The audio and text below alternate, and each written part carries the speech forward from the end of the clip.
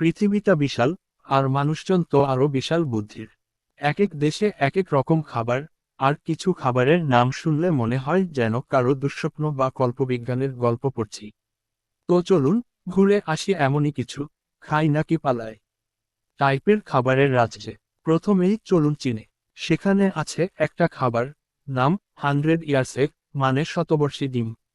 আসলে ডিমটা 100 বছর পুরনো না, তবে খেতেও ঠিক ততটাই সাহস লাগে। দেখতে কালো, গন্ধে যেন পুরান কারখানার কোনাঘরের স্মৃতি। প্রথমবার খেলে মনে হবে, এই বুঝি শেষ হাসি হাসলাম। তারপর চলে গেলাম স্কটল্যান্ডে।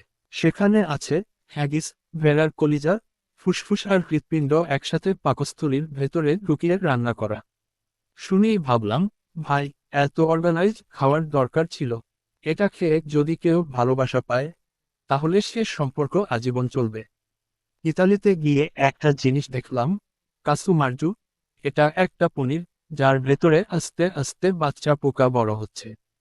হ্যাঁ, ঠিক ধরেছেন, খাবারটা জীবন্ত। কেউ এক কামড় খাওয়ার আগে বলে, পোকাগুলো এখনো নাচছে, খাবো কি নাকি কুইজ শো বানাই। জাপানে গিয়ে দেখি শিরাকো নামের এক ডিশ, যার বাংলা করলে দাঁড়ায় মাছের শুক্রাণু।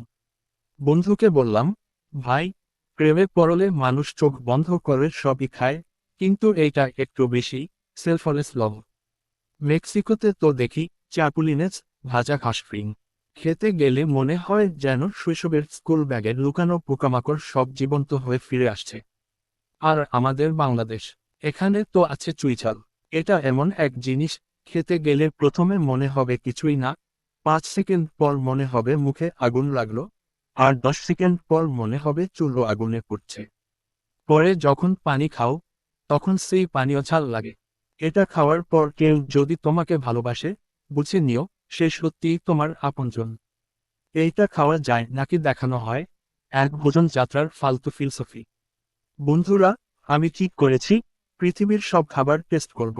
কে কি খায়, কে কবে মরেছে শেখে, সব দেখতে চাই। তো ব্যাগ গুছিয়ে রওনা দিলাম। প্রথম গন্তব্য থাইল্যান্ড।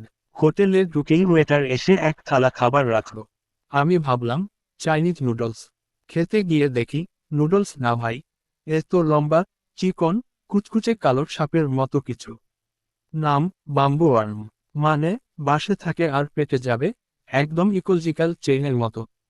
তারপর গেলাম ইন্দোনেশিয়ায়। এখানে এক খাবার, নাম শুনেই মাথা ঘুরে গেল, পাক্সি সায়ুর লোদেহ। শুনে মনে হলো পাসওয়ার্ড টাইপ কিছু। খেতে গিয়ে দেখলাম নারকেল দুধে ভাসছে সবজি, আর স্বাদ এমন যে মনে হলো ডাল ভাতের স্বপ্নে পানি ঢেলে দিল কেউ। তারপর আফ্রিকার এক প্রান্তে খেতে দিল ফুফু। আমি বললাম, এইটা কি বাচ্চাদের ডাকনাম না খাবার?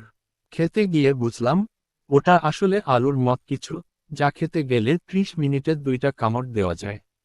এতই স্টিকি যে মুখে ঢোকার আগেই মুখে না বলে দেয়।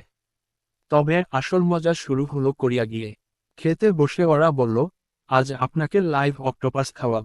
আমি বললাম, সরি, আমি তো খবর পড়ি, খাবার না। তারা হাসলো, অক্টোপাস আসো, জ্যান্ত, হাত পা নাচতেছে।